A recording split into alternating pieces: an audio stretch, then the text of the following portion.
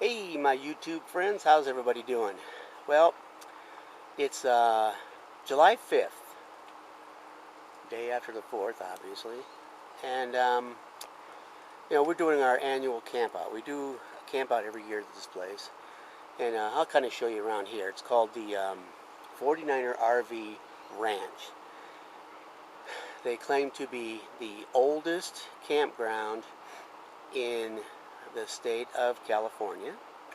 And the reason why they do that is because this used to be a dairy farm back in the 1800s. This was it's a gold rush town. And anyhow, this used to be a dairy, and people that were passing through, the people who owned the dairy let them spend the night in their wagons or whatever here, so they called it the oldest campground. And anyhow, so we got our brand new trailer this year, and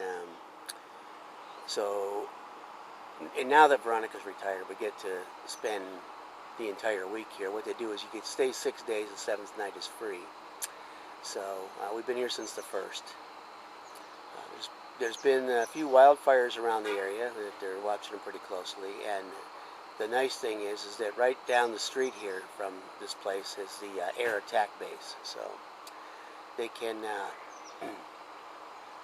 keep an eye on the fires and hit them pretty quickly. So yeah, I mean, basically there's some of our friends leaving. We had some people that had to leave early. But yeah, like I say, I'll give you guys a short tour around and show you kind of what the place is like, and then we'll probably go down into town later. The town of Columbia. If you look it up, Columbia, California. Again, what it was a gold rush town in 1849, and then it became a ghost town.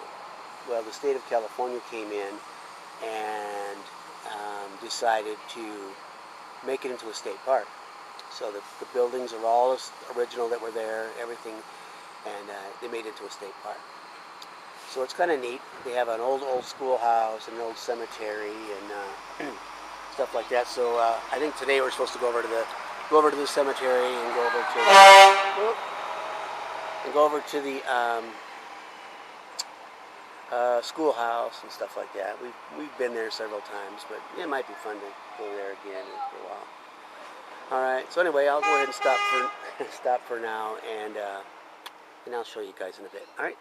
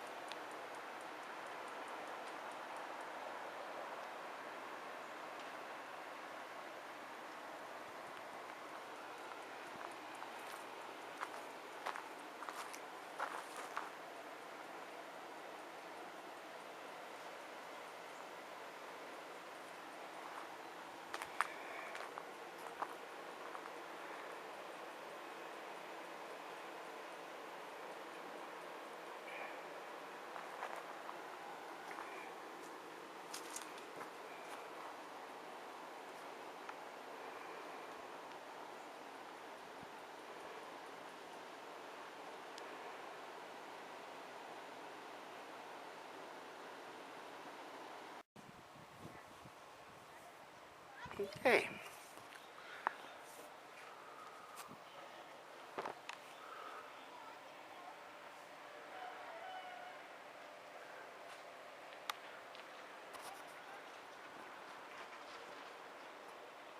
So this is Columbia. Anyway, this is a state park. We're heading on in now. I'll actually take a picture of the sign over here.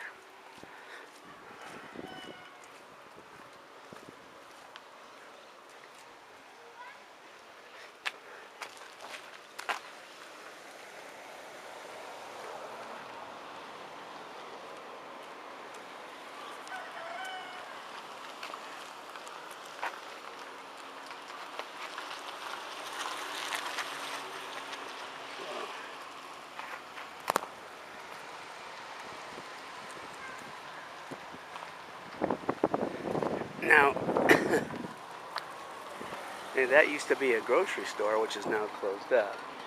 But I'm going to pan over here, and you see this, that's a firehouse, and that's where the fire engine Pete lives. But I'm going to show you, you see there's a white picket fence next to it, and I'm going to show you that house. Now, if you ever saw the movie High Noon, this was actually shot, part of it was shot here. And when he went over to Henry Morgan's house, whoever his character was, and asked him for help, this house is where Henry Morgan was. And then he walked down the street from that house to the towards the firehouse. So this here is a miner's supply. What they did is they set it up as the miners would get their provisions and stuff. And a friend of mine who was part of the park when they did that, so he actually set a lot of the stuff up inside the store. You really can't see much because it's all darkened out, but there are a lot of provisions in there, so it's kind of neat.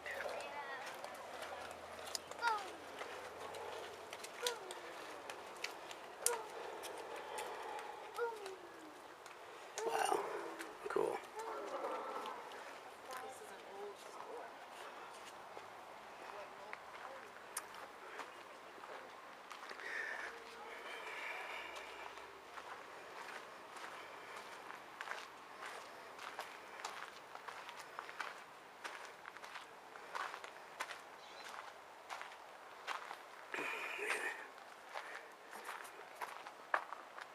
Check that out.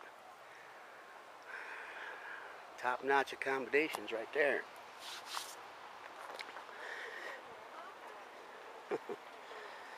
Yep. Some chickens.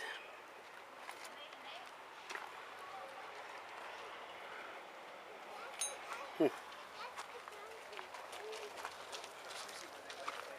me the eggs. I didn't see that part. I can show you.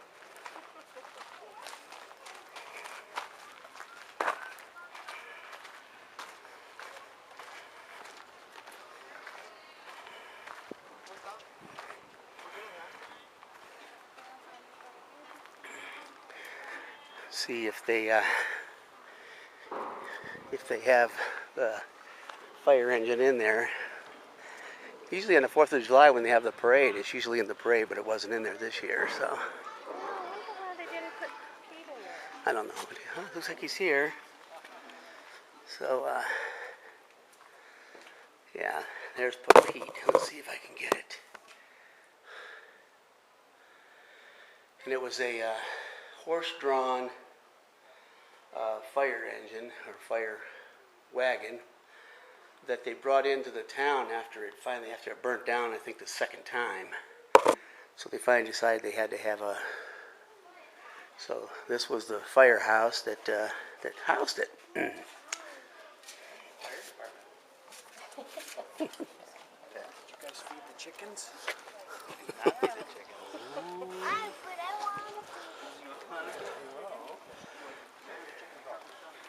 Yeah, see, so I was saying is that. So yeah, this is the house that was in the movie.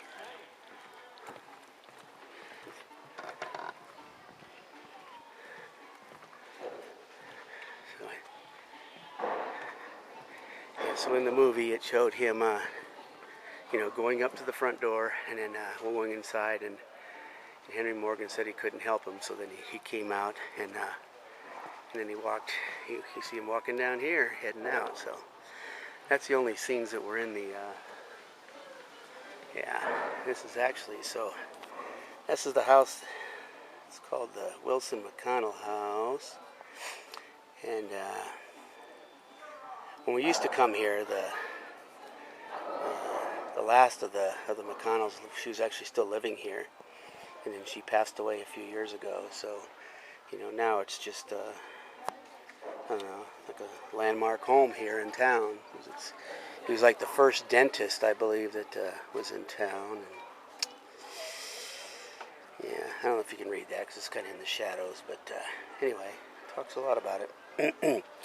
See, it just says, James Wilson, a Norwegian immigrant shoemaker, purchased the property and brick building to the right, which would be this building here. In 1869, the brick building housed his shop. Living quarters were in the rear.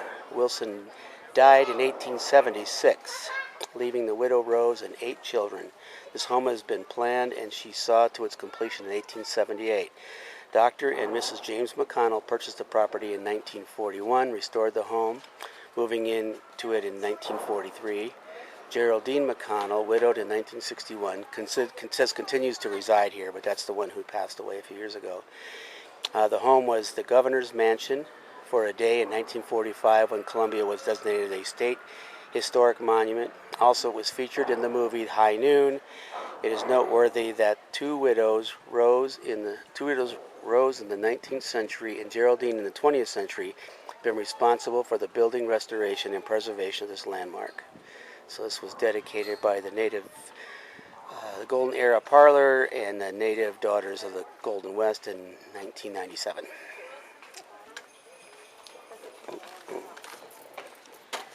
So this is Go ahead, we're following. the City Hotel. Last time we were here, this was a meat market, and now they actually sell. So what it is it, like I say, it's a state park, but it's also a living town. So people actually live and work here, own stores. That's the City Hotel. You can see most of the buildings were, after the second fire, they decided that brick was much better to build with than was wood. So let's see what we have here. Here is a okay. So there you go. It says, Chinese quickly came to Gum Sand, Gold Mountain, or California. Word spread rapidly in war-torn China that there was a mountain of gold waiting in California. At first, the Chinese were encouraged, even by the legislature, to settle in California. As competition for dwindling gold increased, the Chinese were easily singled out and laws were passed to discriminate against the Chinese. Interesting, huh?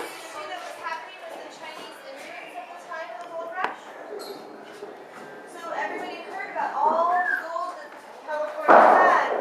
And so this was some of the Chinese immigrants to California, often were forced to live in specific areas of town.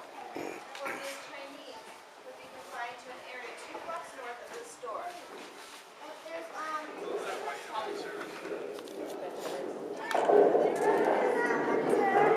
They got old-fashioned bowling alley here.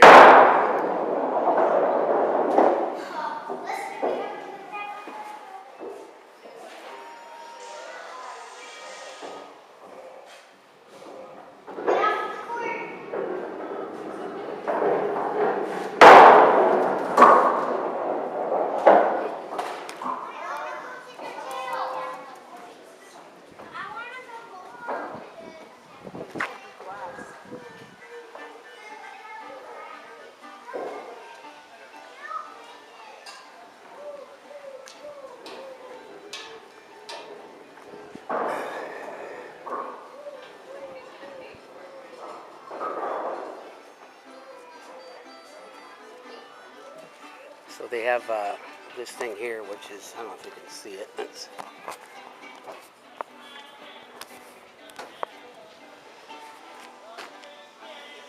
Nope.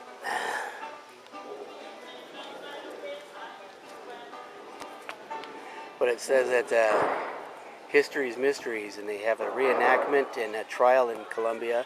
It's actually a true story, and a couple years ago I was actually part of the cast in there. I was part of the jury, because they just kind of pick jury out of anyone in the town.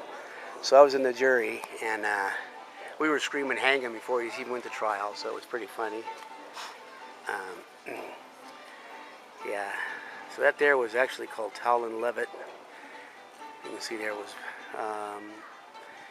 it was a bookstore and stationery. See, it says stationery and fancy goods. And that's what it was back in 1853 as well.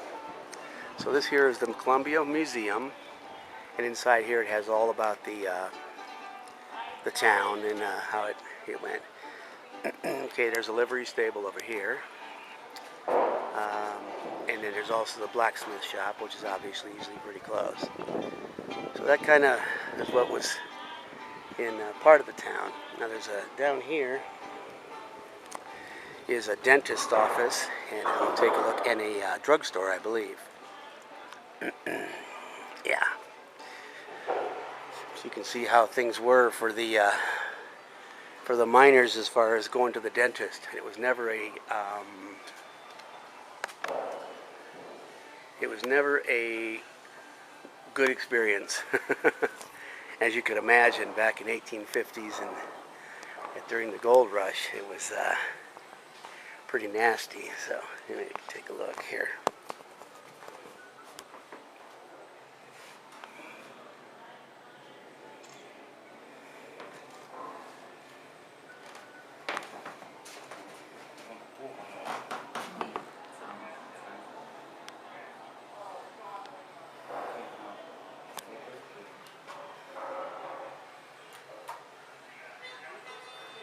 Miner needed a lot of courage to step into the dentist's office in 1870, when alcohol was the only anesthetic, and instruments like those turnkeys on the shelf to your right were used to pull teeth. Hey, Doc, can you take a look at this tooth right here? It's killing me. Well, let's see. Take that piece of come on in. Can't you just give me something to make it stop hurting? The miner was right to be nervous. The turnkey would often break off the tooth and leave the roots, or even worse, rip out part of the jawbone along with the tooth. Its only advantage was that a strong enough twist would remove the tooth rapidly, which meant that the pain was irreplaceable. Well, let me take a good look at it. I'll be ready in just a minute. The oak cabinet to the left of the dental chair was made in the late 1800s. It held dental instruments, medicines, and other materials. All right, Ed. Come on over and have a seat. We'll see what we're going to do about that tooth. Oh, jeez. I knew I should have stayed home. The dental chair is an 1871 Harris chair, the first all-metal frame chair. Before this, they were made of wood. If the patient needed a filling, the dentist would use a foot-forward drill, similar to the one you see next to the chair. This drill was manufactured in 1900. Electric dental drills did not replace foot engines until the early 1920s. Open a little wider. A little wider. Okay. It's right in here. The spittoon to the right of the chair is a replica of a type first used in 1862. Really no more than a bowl on a stand. It was used until the early 1900s, when it was replaced by cuspidors with running water and drains. The dental bracket table in front of the chair kept dental instruments close at hand while the dentist was working on a patient. The other instruments and equipment on the shelf in front of you were used from the early to late 1800s. Yeah. Well, Ed, I think you're off the hook this time. Looks like I can just put in a filling. What's it gonna cost me, Doc? It won't set you back much. It'll be better than losing that tooth. The next time you go to the dentist to get your teeth cleaned, think about how far dentistry has come since your great-grandmother's day. Thanks for dropping by. Don't forget to brush. Okay, now let's take a look at the drugstore here. This is kind of cool.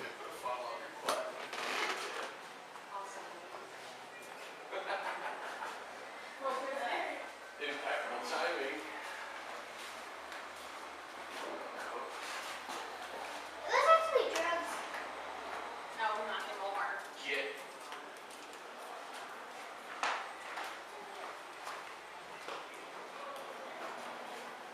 Gotta get someone if so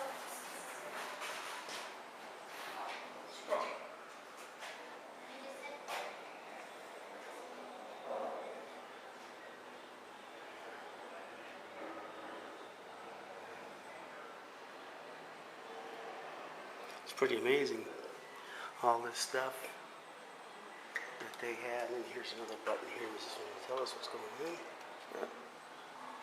Oh, look at that.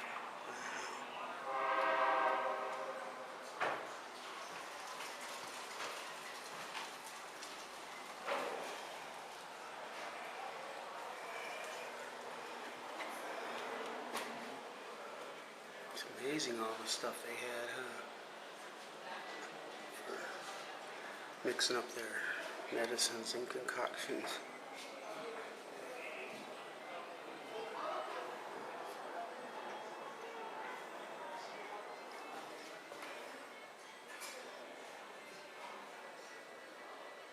Even had eyeglasses, see? Yeah, yep, that's the drugstore.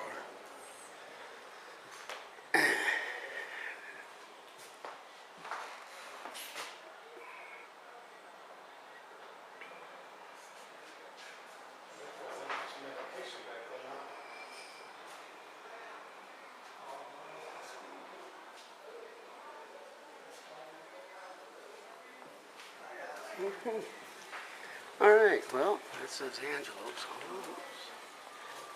Let me go see. Oh, let's see what this is. Oh, so this was the second fire engine house that was built. Engine house. And there is the cistern that they used for their water supply. So it was quite interesting that such a small town had two firehouses. So you can imagine how important the buildings must have been to them, especially when they were gold mining. And you know, this town here saw a lot of gold come out of the hills. And obviously this is gold country. So, but yeah, definitely a lot. And now, like I said, look, this is a Columbia House restaurant, and it was a restaurant back in the gold rush days, and it still is one now, but not as, you know, I mean, obviously it's modernized, but and the name has changed several times.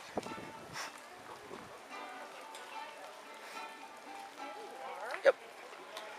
Went to the dentist and the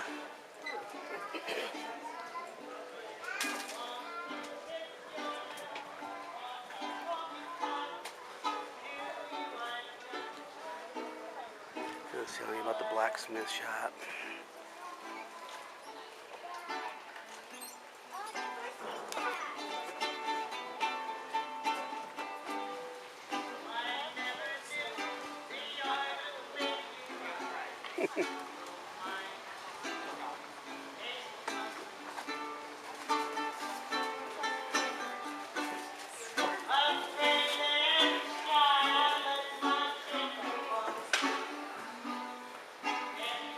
There you go. See?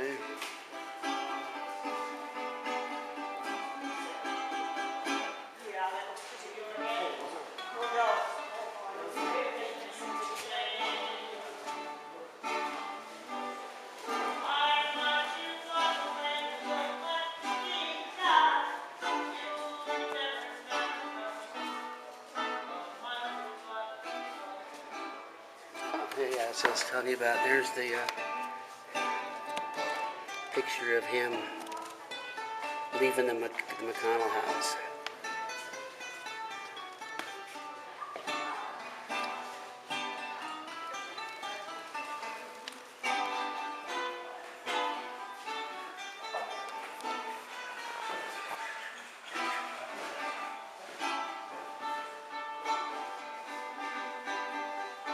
I know I'm shaking so you can't actually read it.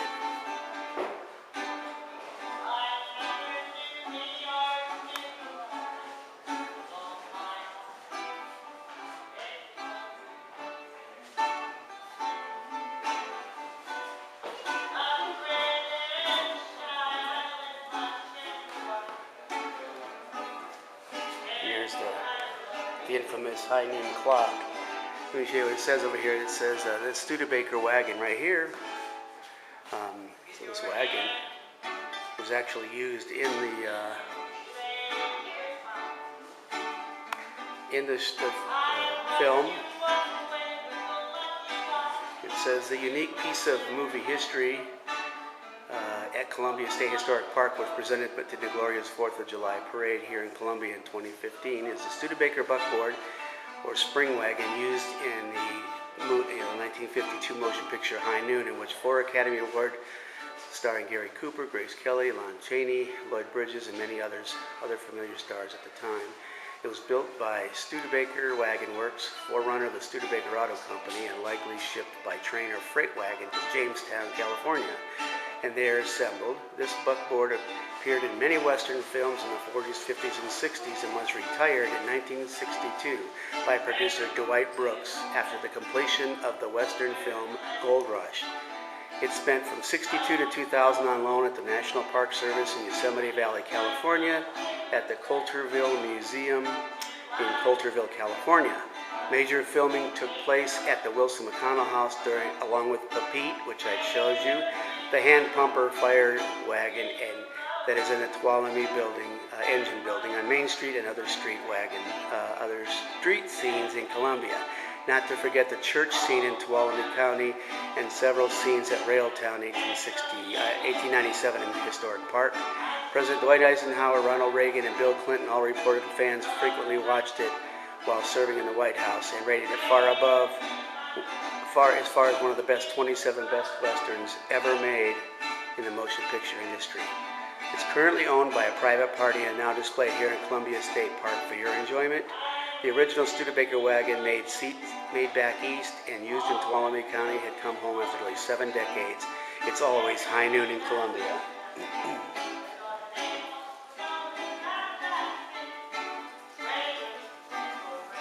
So that's pretty cool. Yeah, I told you, that's all the information about High Noon, and looks like like I said, lots of other films have been filmed here, other movies have been filmed here as well.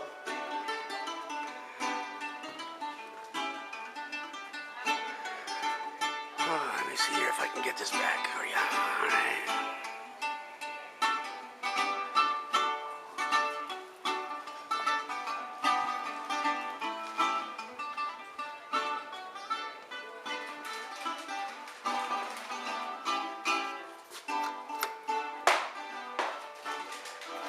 Hello.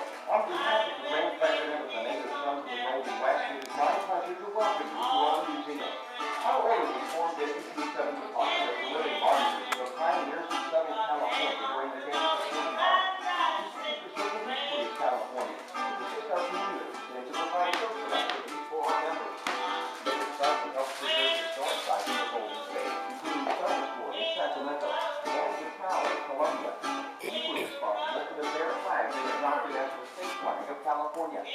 Today, the members of our more than 90 parties throughout California continue the work of historical preservation. Our charitable foundation helps children with birth defects. We sponsor annual public speaking and essay contests for boys and girls in grammar and high schools. We welcome as a member any native-born Californian over 18. For further information, contact our San Francisco office at 1-800-337-1875. And thank you for visiting our museum.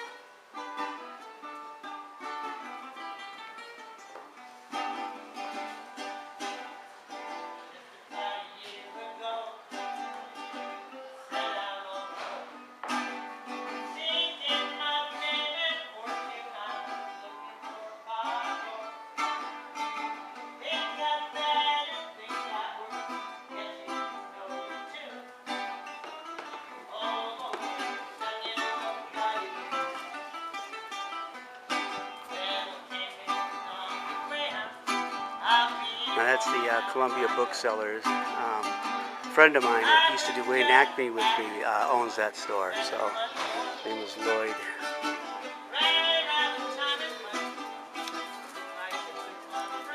Yeah, so this is almost the whole town. Let's see what I'm coming up now on the. This was the court.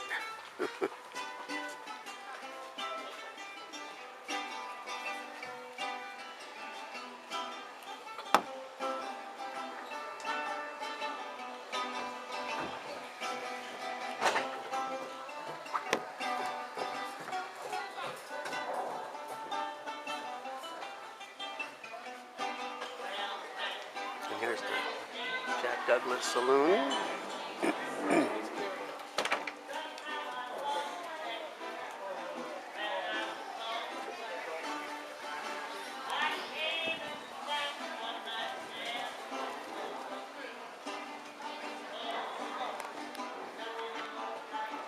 There's a bank. It actually is still a functioning bank. Some of the houses. Yeah, that was called the Pioneer Emporium. They closed up sometime in the last year. But so this is where the Stagecoach line comes in. This used to be a Wells Fargo Express line. And so the Wells Fargo wagon used to actually stop here, and they still have a stagecoach here that comes by, and they take people on rides and stuff. So yeah, this was what the stage office looked like, and looks like.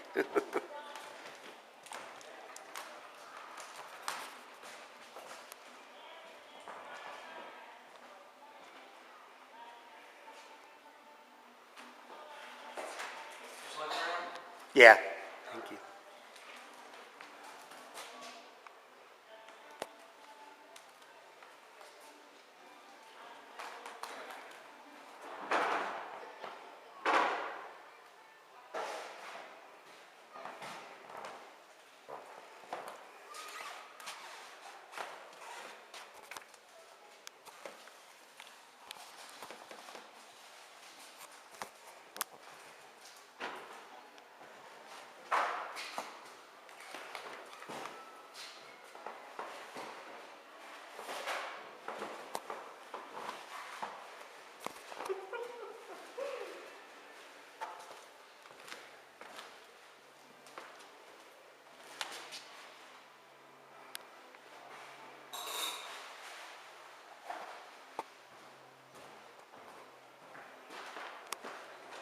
So cool, huh? All the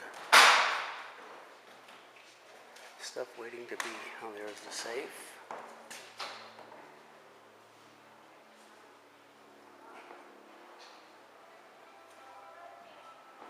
Stuff waiting to be shipped.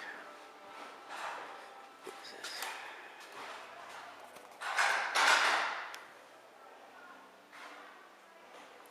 Here's a passenger list from 1882.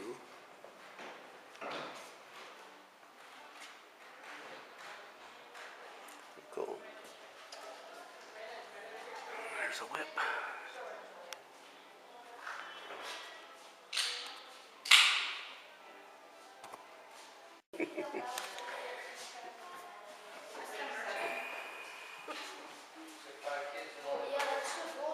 And this thing here says that it says many tall tales and true stories have been written about stage robberies during the gold rush. In actuality, few stagecoaches were truly held up at gunpoint.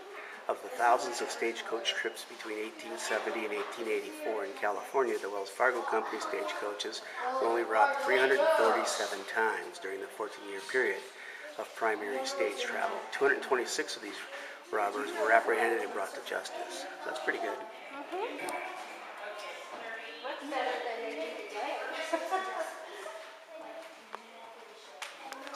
Yeah.